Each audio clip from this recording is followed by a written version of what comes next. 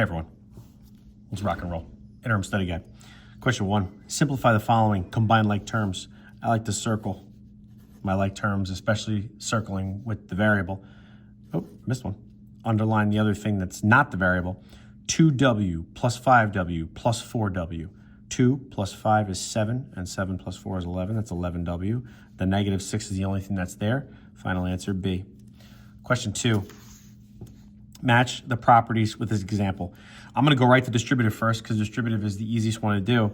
It's where I am multiplying a number on the outside of a parentheses to both things on the inside. This 5 on the outside is going to the distributive property, right? Because that's the thing that's being distributed to the x and the positive 3. I also know that the commutative property is the flip-flop, right? So when I do a flip-flop, I've got to have to make sure that things are from one way to the other. 10 times 2 plus 3 equals 10. 2 plus 3 times 10. These are immediately flipped. That's going to be my commutative property. Associative property, same exact order, but the parentheses are around different parts. 4, 5, 2, 4, 5, 2. It's going to be the exact same order. That's associative property. Okay? Not bad. Let's move along. Question 3. Use the properties of addition to simplify. I got a 7c, a negative 2c, 4d, and I'm going to have to do a box for the negative 3 because they're all different terms. 7c minus 2c is 5c. The positive 4d is the only value with that letter, and then a minus 3. Done deal. Number 4, which number line models negative 2 plus negative 5? Okay, the negative 2 happens first. So we're going to look to see from 0 if we're going to the left 2. That one's going left too far. That's not going left at all. This one's going right. It's got to be D, and here's why.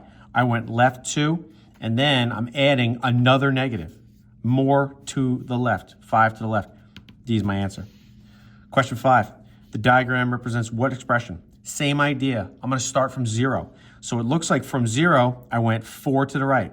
So that's got to be a 4. I know it can't be A because we don't start off going 4. Can't be B. And then from the 4, it looks like I'm going back 8 units, minus 8. Got to be choice C. Okay. Next problem, this is number 6.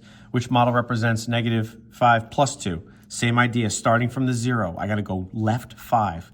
That's only left 2. That looks left 5. And then I'm adding 2, right 2. There it is. That's my answer, right? Choice B. Okay. That's left twice. That's left, and then I have to go from the end of this arrow. This doesn't work. Okay. Number 7, geographers. We've actually done this problem. This is on the Unit 1 test, guys. So the penguin dove 3.5 meters below sea level. Okay, so here's what's going on. Here's the sea. The penguin went 3.5 meters below sea level.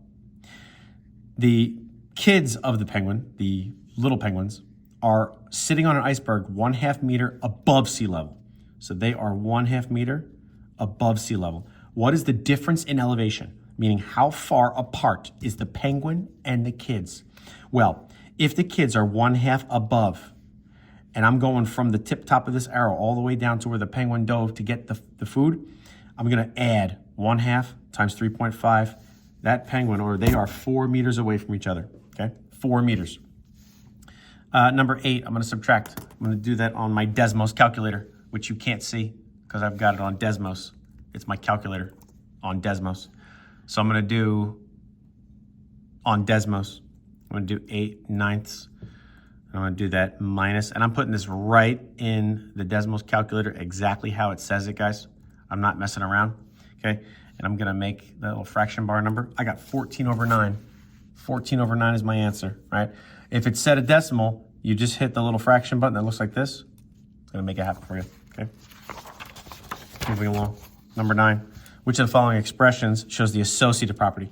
Associative property is when the parentheses change. The associative property is when the parentheses change. A, nope. B, nope. 0.75, 1/2, 2.1. 0.75, 1/2, 2.1. Parentheses changed. This is one of them. This is not anything. 2/3, 3.1, 1/4. 2/3, 3.1, 1/4. Order doesn't change, parentheses do. This is also a choice, so it's C and E. 10, classify the following based on the rules. Okay, identity is not on the interim, But the identity property of addition is when I do something like 4 plus 0 equals 4. That's the identity property of addition. I'm adding something to 0. So A plus 0 equals A is identity. B plus 0 equals B is identity. 13 plus 0 equals 13 is an identity. Basically, I'm adding anything I want to 0, and it has to be that number that I added in the first place. Which means the commutative property is a flip. A plus B equals B plus A. 3 plus 4 equals 4 plus 3. Both of these are going to be the commutative property. Okay? Number 11, which of the following shows the commutative property? Again, it's a flip. All right? 3 half plus 0.55 equals 0.55 plus 3 halves. That looks like a commutative property to me. Let's make sure there's no more, though. 3 halves, 0.5, 2, 2.5, 3 halves. Okay, so now this could be as well, all right? So we can go here, too, all right? This is an identity. Don't get fooled. When I add something to 0, it's an identity. It's not commutative. C doesn't work, okay?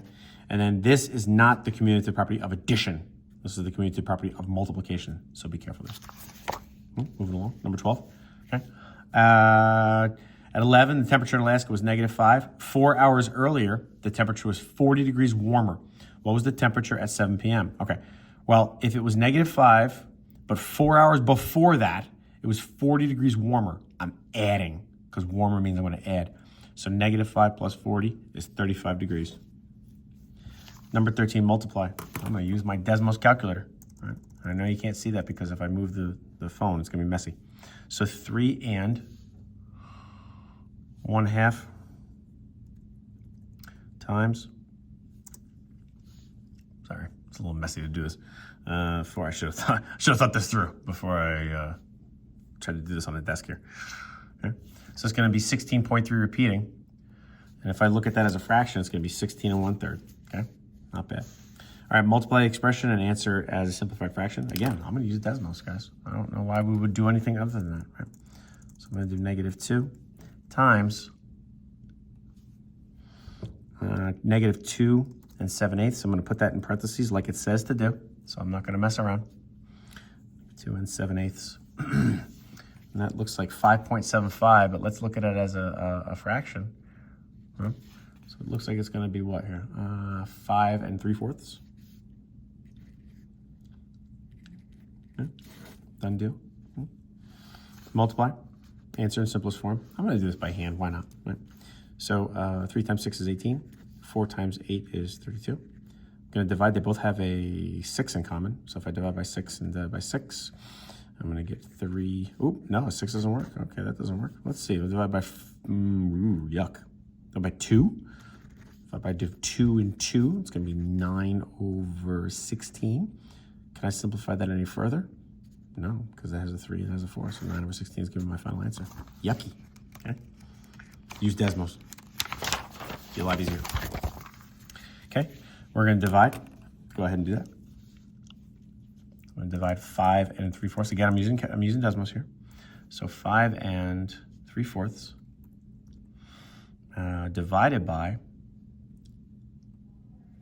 Okay, I'm going to put that in parentheses so I don't make a mistake. 1 and 1/2. Okay, and it's going to be 3.83 repeating.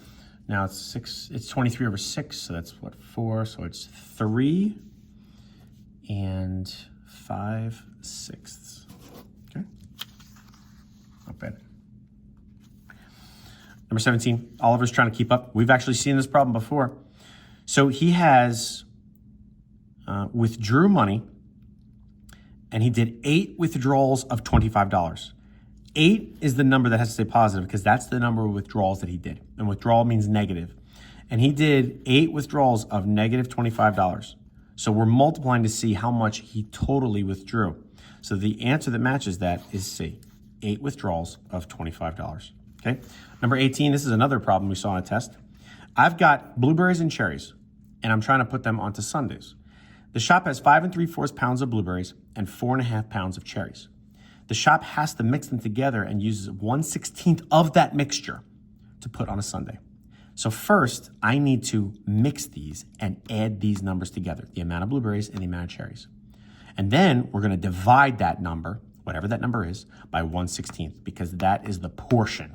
So when we have a problem that has portioning or portions, we're dividing that number at the end.